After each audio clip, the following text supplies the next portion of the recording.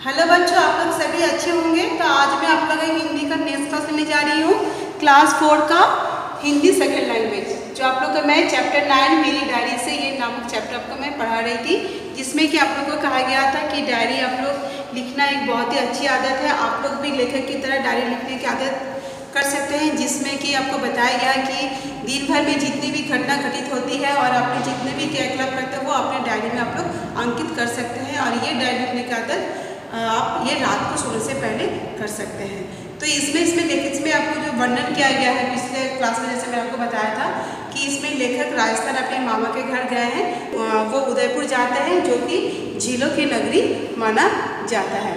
ठीक है, तो मैं आपको इसका बाकी का अध्याय पढ़ाती हूँ।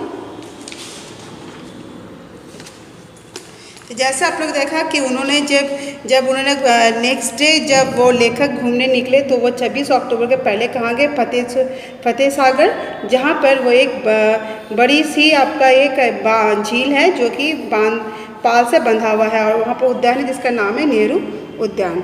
ठीक है, तो वहाँ पर जब वो जाते हैं उद्यान में तो वहाँ पर एक औरत देखती है जो कि वो गहने पहने हुए द्वार पे खड़ी है। फिर इसमें क्या होता है, वो कुल्हड़ में जाके चाय पीते हैं। इस पेज में देखिए 61। यहाँ से कुछ दूरी पर ही चेतक पर सवार महाराणा प्रताप की मूर्ति दिखाई दी। मैं सोचने लगा कि महाराणा प्रताप को स्वतंत्रता के लिए कैसे कैसे कष्ट झेलने पड़े। ठीक है, जब वहाँ से वो कुछ दूर पर गए तो वहाँ पर चेतक, जो उनके घोड़े का नाम था महाराणा प्रताप जी का, तो वहाँ पर वो घोड़े पर सदा उनकी मूर्ति दिखाई दी। तब उन्हें ये स्मरण हो गया कि महाराणा प्रताप जी ने स्वतंत्रता के लिए बहुत सारे कार्य किए, स्वतंत्रता के लिए वो लड़ाई लड़े। स्मारक बड़ा भव्य और आकर्षक था। यहाँ से पूरा उदयपुर देखा जा सकता है। पश्चिम में सूरज डूब रहा था, जिसकी अंतिम किरण सज्जनगढ़ पर पड़ रही थी। ठीक है, उनका जो ये स्मारक था वो बहुत ही भव्य और आकर्षक था। उदयपुर से वहाँ से आप उदयपुर देखा जा सकता था, और पश्चिम में सूरज डूबता हुआ और उसके अंतिम किरण सज्जनगढ़ पर पड़ रही थी, यानी बहुत ही मनभावन दृश्य था।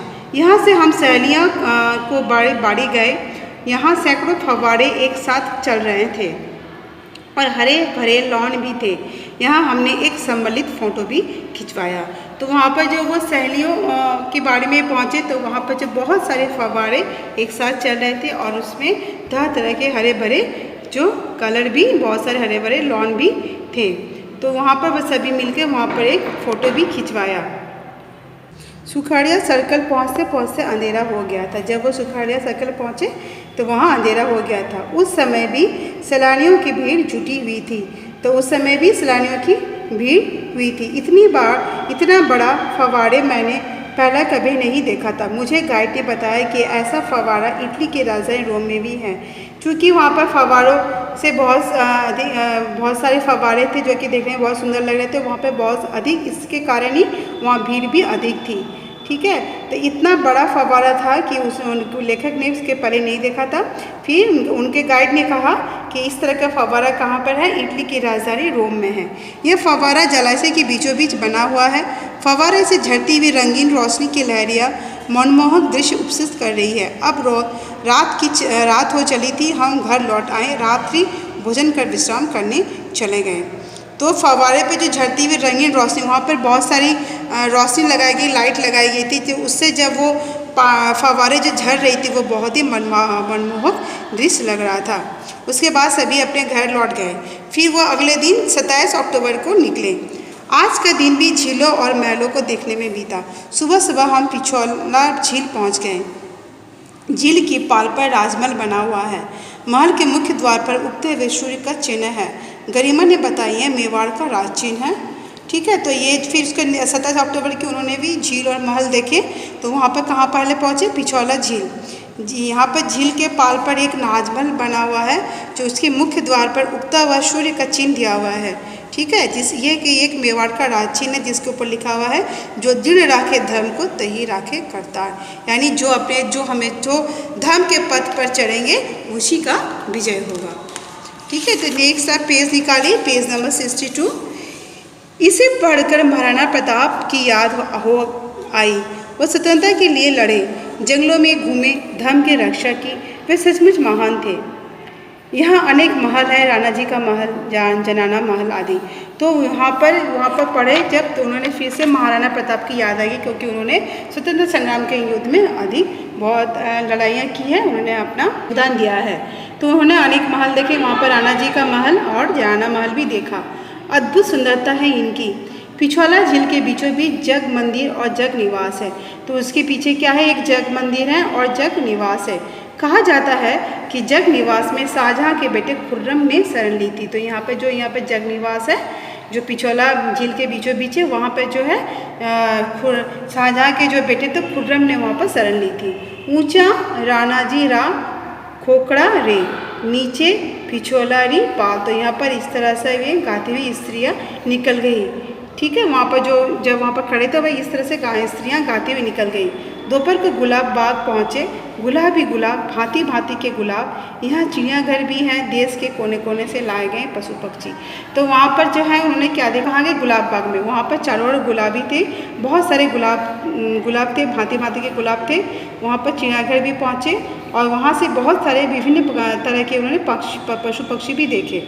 वन्य जीवन, बाघ, बाघिन, बंदर, भालू, चीते, बारहसिंगे, हिरन, नीलगाय आदि सभी यहाँ उन्होंने बहुत सारे जानवर देखे। यहाँ बाघ की सैर कराती है बच्चों की रेलगाड़ी, बच्चों को इसमें बैठना बहुत अच्छा लगता है। तो वहाँ पर जो उस बाघ की सैर कर, वहाँ पर एक रेलगाड़ी है जिसमें बच्चे बैठकर सैर करते हैं। अब सर्दी बढ़ने लगी, हम घर लौट आए। कल सुबह अजमेर जाना था, बहुत कुछ देखा, फिर भी कितने ही चीज़ें बिना देखे रह गई। गर्मियों की छुट्टी में फिर आऊँगा, यह यात्रा स्मरणीय बनकर रह गई। फिर वो इस तरह से वो घूम कर अपने फिर से वह घर लौट गए और वो फिर नेक्स्ट दिन सुबह को उन्हें अजमेर जाना था। इस तरह से उन्होंने काफ़ी सारी चीज़ें देखी थी, लेकिन फिर भी कुछ चीज़ें रह गई थी। तो उन्होंने फिर से गर्मियों की छुट्टी में मामा के घर आने का प्रोग्राम बनाया। तो इस तरह से ये चैप्टर ख़त्म हो गया है। तो मैंने जीवन मूल्य आपको इसके पहले वीडियो में बता दिया, इसमें जीवन मूल्य कौन कौन से हैं, मनोरंजन, भ्रमण, ऐतिहासिक ज्ञान, डायरी लेखन की आदत, प्रवचन की दृष्टि। ठीक है, तो इसमें कुछ शब्दार्थ है जो मैं आप लोग को बताने जा रही हूँ।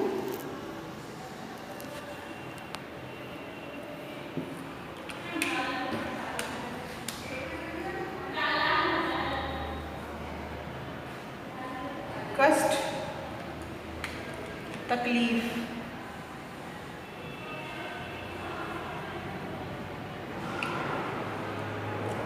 सम्मिलित,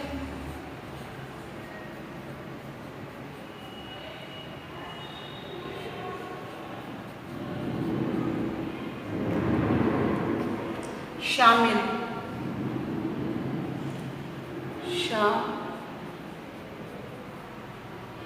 शामिल। फिर है आपका मनमोहक,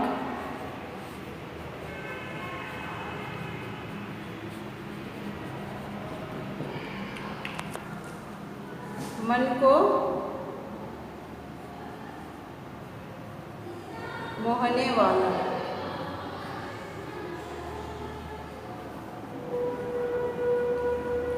फिर है आपका अद्भुत,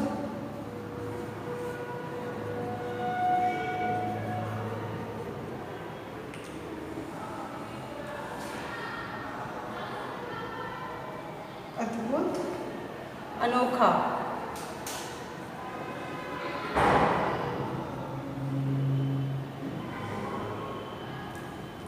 फिर है आपका वन्य जीव,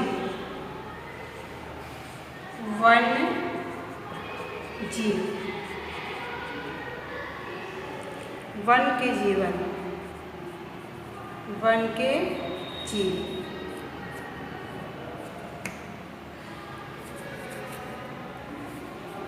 वन के जीव। स्मरणीय,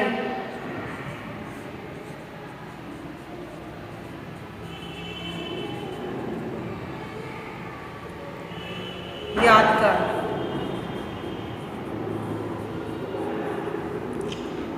तो आपका ये कौन सा शब्दार्थ है, कष्ट यानी तकलीफ, नंबर 2 सम्मिलित यानी शामिल होना, 3 में है मनमोहक, मन को मोहने वाला, फिर है अद्भुत यानी अनोखा, नंबर 5 वन्य जीव यानी वन के जीव, और स्मरणीय यानी यादगार यानी जिसको यादगार यानी जिसको आप लोग मेमोरेबल कर सकते हैं। तो आज मैं आप लोग का ये जो चैप्टर है मेरी डायरी से, ये चैप्टर पर ख़त्म हो गया है। इससे रिलेटेड मैं स्टडी मटेरियल भी आप लोग को भेजूँगी। तो आज का मैं अपना क्लास यहीं समाप्त करती हूँ। धन्यवाद।